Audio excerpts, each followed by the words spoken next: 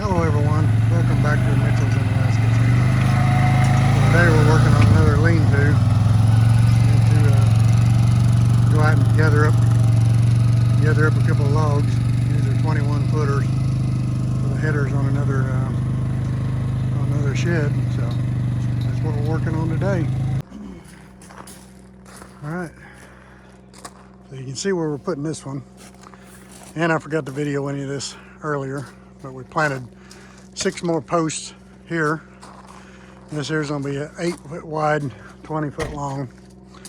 It's not gonna have a whole lot of slope to it, about 1.5 feet, but that'll be fine because we don't plan on raking them off anyway. So that cabin there is 812, and that it don't slide off of that until it gets about 1.5 feet deep. So anyway, the other one held it all last year. That one there did. So this ought to be heavier than that one is, so be plenty good enough. And then we can tear down that ugly eyesore right there once this one's up. So now we got to do is figure out how to get these 21 foot logs up on top of these poles. These babies are kind of heavy.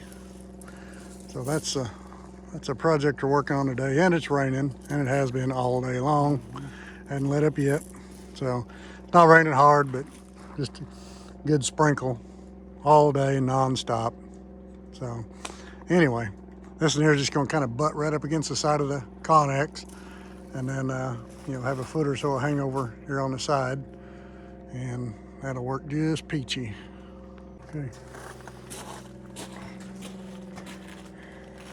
Well, they're going to try to rotate it first. Yeah, I'm going this way. Okay. get some flats on there trying to index down, and then they're going to try That's a to heavy one. go on up. That's a pretty beefy log there.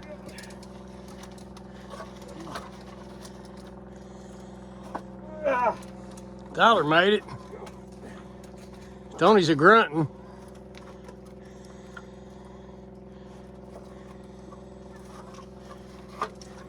He about got it. Come on, you got it. One more big grunt. There. It's going towards me. Towards you? Yep. There you go. Woo! I don't know what the thing would go, but it's plenty heavy. I was grunting all I could to help you. That's all I had. Good thing we didn't go any taller with that side. Makes you feel better. That's the hard one. Yeah, the other log it's just a little bit smaller, and it's a whole lot lower to the ground. You got a tape measure, Tony? Yeah. That's the diameter of that log is. Make sure you else is in here.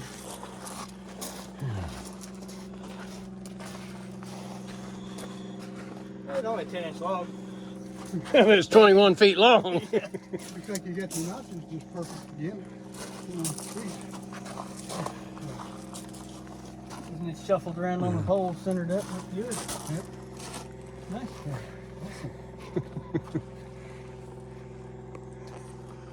All right, that was a chore I certainly wasn't looking forward to.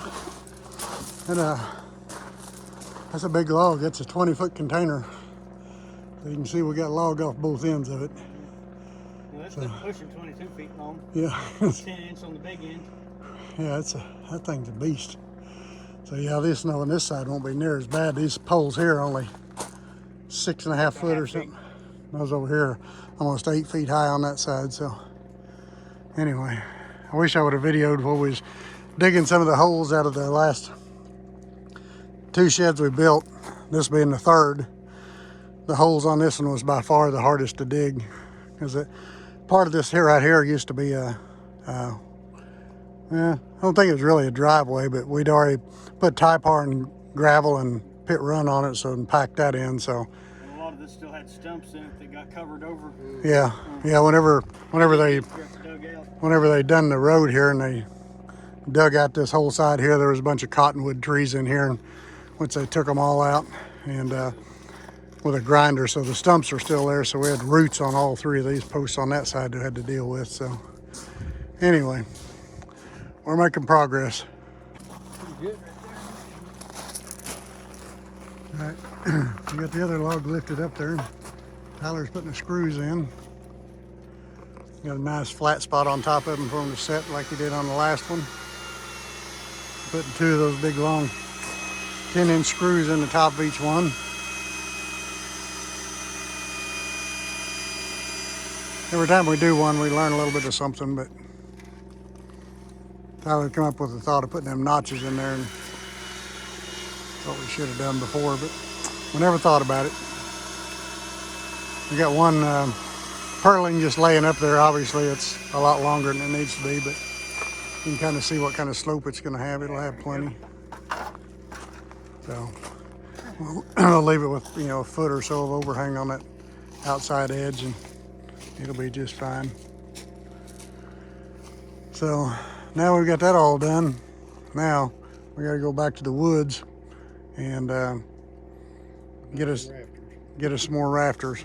So we need a bunch of rafters. I don't know how many we need. Probably 20 of them. Probably Could be on 18 or center. 18 or 20.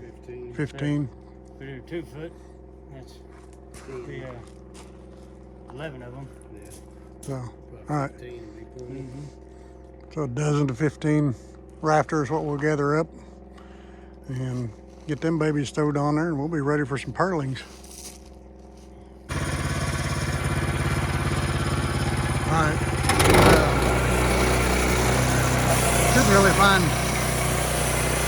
trees consistent enough without doing a lot of looking for rafters for mine, so we decided to just cut what we had and bring them down here to the mill and mill them all down to a 4-inch thickness, and that gives us a flat spot on one side, and then we flip it over and it knocks all the high spots off the other side. So these actually should lay really nice. These will actually be the easiest laying rafters, I think, of all of them that we had. So he's milled the first side, turn it over now, and of course it sits flat. This takes any of the bow and stuff out of them. And right down this side, it gets any knots and things like that that are sticking up. See, that takes all that off of there.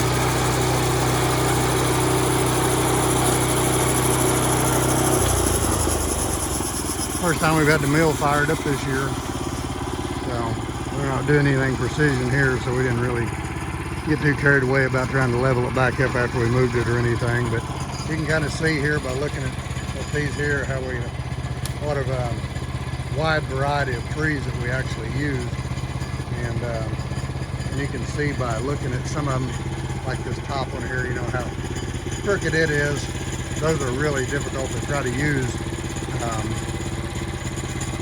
You really can't use ones like that, you know, if you aren't milling flats on them. So this will make them lay a lot better, be a lot easier to use, and we didn't have to be near as selective about cutting our trees. So anyway, you can kind of see what we're doing there. All right, so Perry and I getting ready to pull some of these rafters up here that we just got done milling off. So these babies here's gonna be on like about a 12-inch center, they're 4 inches thick. So Yeah, use a flat shovel to do the high end, push them up from the low end. Don't think I can reach that for you. get this one off here and get a hold of the big one. This is small one. Small end. Let's say go out this way here and then go in. I think I'm good first.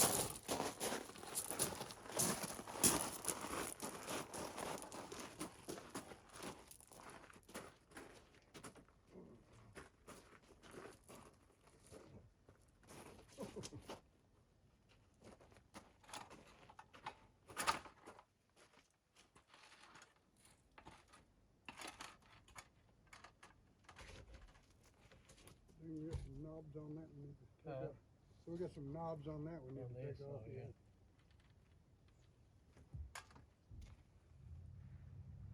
If I go out a little further with that, more yet. Yeah, these post. I know, but the connector's up past the post.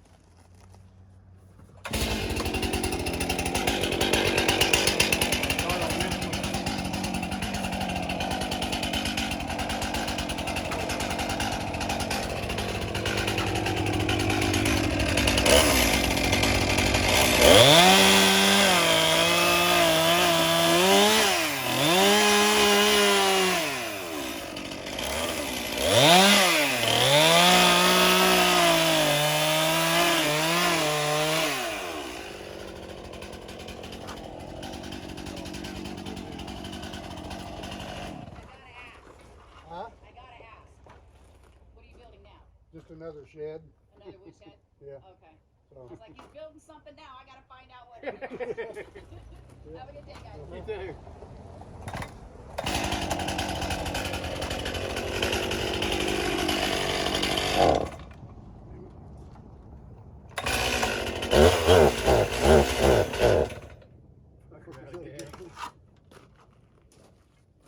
Milwaukee. Huh? Milwaukee. No. Is there a battery out here? Huh? Is there a battery in here? I don't know. Maybe gas it up. Maybe, I don't know. Yeah, I was just gonna put some gas on it.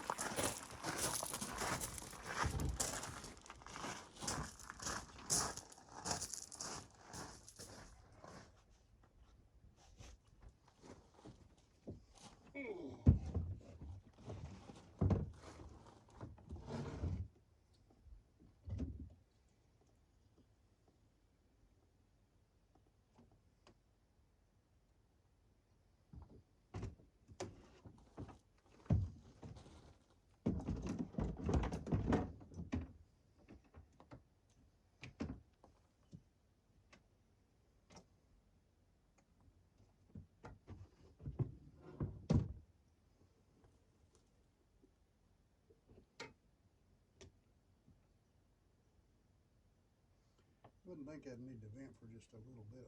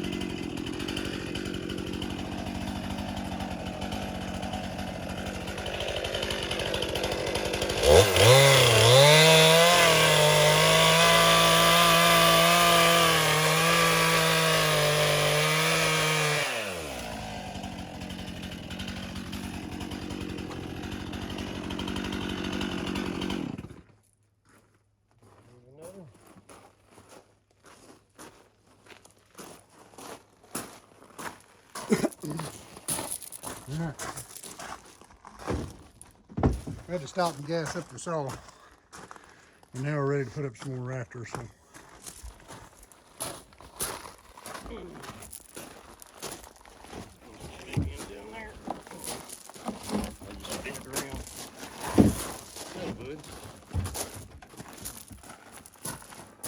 bunch of rough places on top of that big log, and I forgot about it, so I had to take the chainsaw and knock them off of it.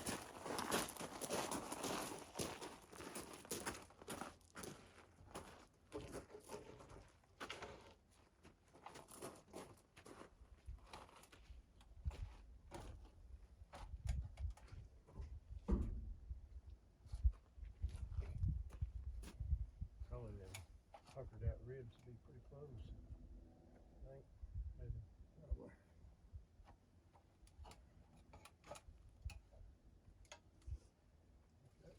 Oh. Huh? Yeah, I am sure, maybe. Maybe that's probably far off. Probably not too far. You can always cut another.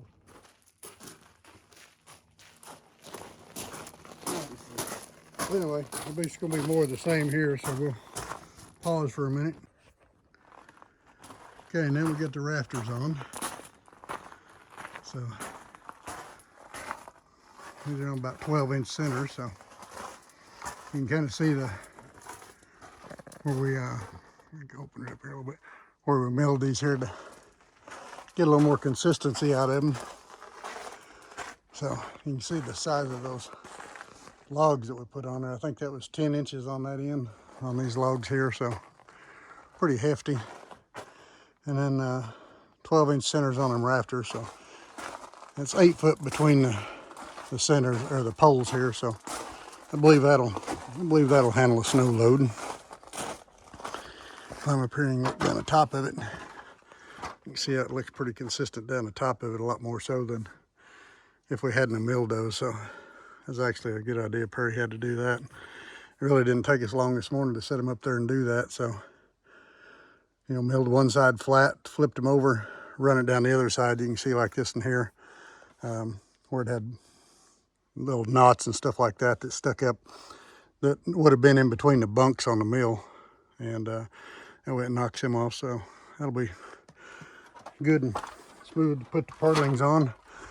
And then the end out here, these are just kind of run wild, but once we pull a chalk line on that, then we'll get up there with a chainsaw and cut them all off same length. Whatever length the shortest one is, that's what we'll leave them at. So anyway, it makes a nice pergola like it is, but I'm wanting it to shed snow and shed rain, so, and then we can eliminate that ugly sucker right there.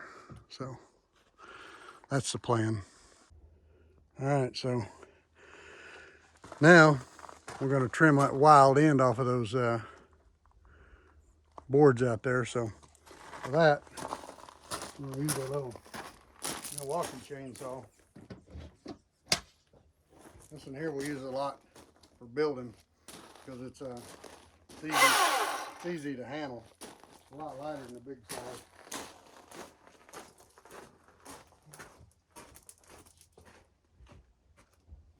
So we nailed the board up here on the side, so we got something to follow.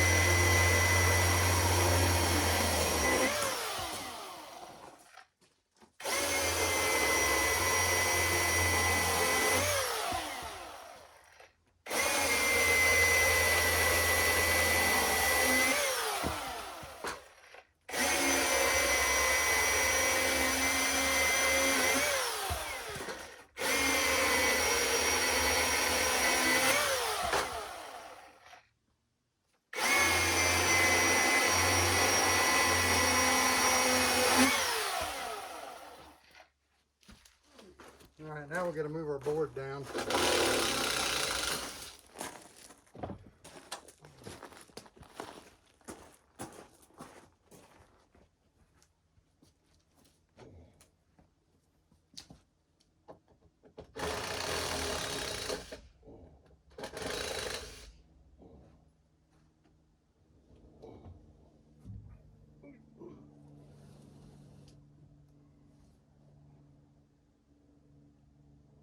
All the way at the end. Oh no. Good.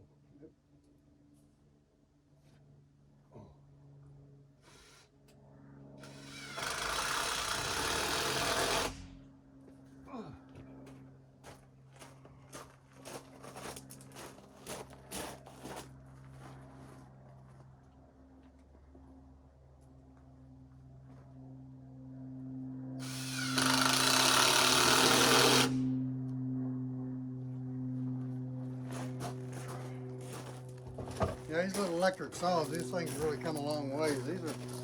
These are actually advertised to compare to a 50cc saw. And I don't think it would cut with my 50cc saw, but I guarantee it will outcut a 30cc saw, because we have some of those too.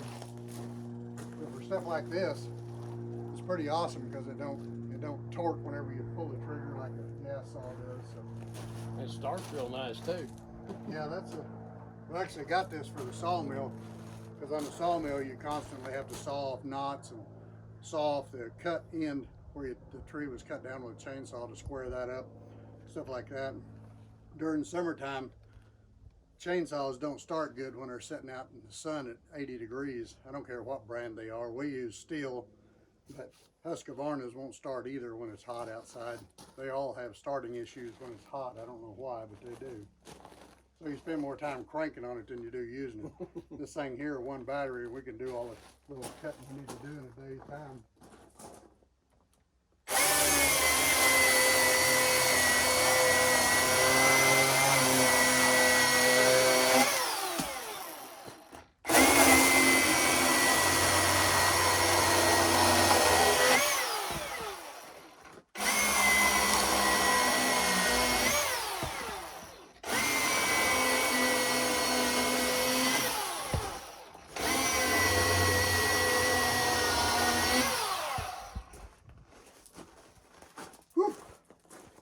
Just that easy.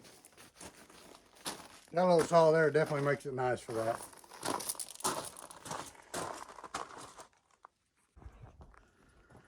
Well, we fired the mill up. We went ahead and milled up some small logs we had down, made us up a batch of lumber here. Put sides on the old shed there by the cabin. So, first time we used a sawmill in quite a while. So, anyway, I don't know if we got enough cut up there to do it. If not, we're gonna have to cut down some more trees, but we'll give this a shot and see how far it goes. Well, we got a little more work done on it today. We got got all the boards we sawmilled up. Got them put on the sides of it. Kind of did a double layer here, one inside and one outside. The reason we did that is because where the snow's going to slide off with that berm there, snow's really going to pile up against the side of it. So wanted that extra stiff. The back wall we didn't worry about. We just put a wall up there. But so anyway, that's kind of where we're at. That's kind of what the front of it here is going to look like. So right now we still have to put the purlings on it and then metal roofing. So what you can see there, we've done in 2 days, but we spent a lot of today milling all them rafters and then milling all them boards out of some logs that we had. And we got a little bit of a log pile down here too. You can see right there. We used a lot of that up. So anyway, you can kind of see what it's going to look like. It's going to work pretty good. And then, like I say, then that's going to allow us to tear down that ugly one right there. That was here when we moved here, and it's really in sad shape. And besides that, I want to be able to pull my truck all the way up here and park would be a lot easier. So, but anyway, that's kind of where we're at right now on this little project. All right, well, this building here now is ready for metal for the roof. We got the inside walls all beefed up. We got boards on the outside, boards covering the cracks on the inside. It's kind of a double thickness thing. And then we put some 2-bys upright. Those are buried in the ground too. And those are basically just to help with snow load that falls down in here, because this here no doubt will be level full with snow all winter long. But purlings are on. Got to cut them to length on the ends. These are all boards that we salvaged out of that cabin that we're tearing down. So that'll be a big deal. We got the metal off the roof on that cabin today too. So we'll have enough of that to do that. We pulled 10 21-foot sheets off of that cabin. So that will be enough to do this one here. And then there's also one at Tyler's house that we did that I didn't actually do a video on. So there'll be enough metal to do it as well. So I'll have a new shed here, be able to tear that ugly one right there down. And well, this one ain't pretty, but at least it's not gonna fall in this winter like that other one might. I'd really rather it not fall in on my 4-wheeler, so. And I don't want to scrape snow off of it again this winter either, so. All right, we're in the final phase of this build. This is the 8x20 that we're doing at my cabin. Just a lean-to on the side of the Connex. So this is our 4th build. I only videoed 3 of them. I totally blew it when we did Tyler, so I'll have to go back and try to pick that up. But so we got some metal on the roof of this one today, so it's kind of the final straw on this one here. So we don't have all the screws in it. We just got enough screws stuck in it to hold it until tomorrow. We can get back on it and finish that up. But anyway, I thought I'd do that so I could finish this video up. Big thanks to Perry and Tyler for working on that. And one of the reasons I'm glad of that is to be able to get rid of that ugly one right there. So that'll allow me to pull my truck up here closer to the cabin when I want water and stuff like that. So that'll be nice. So I appreciate everybody's help. Helped us on that. Appreciate everybody watching our videos. And while we're here, I'd like to give a shout out to Brandon King. He's a buddy of ours in Wasilla, and he has started a new business called Alaska Argo Rentals. So if anybody's in Alaska and you need to rent an Argo, he's the guy to go to. So 907-315-9936 is his number. So if you ever know anybody that's up here, want to rent Argos, there's so much terrain up here, that's the only way you can see it. So anyway, thanks for watching our videos.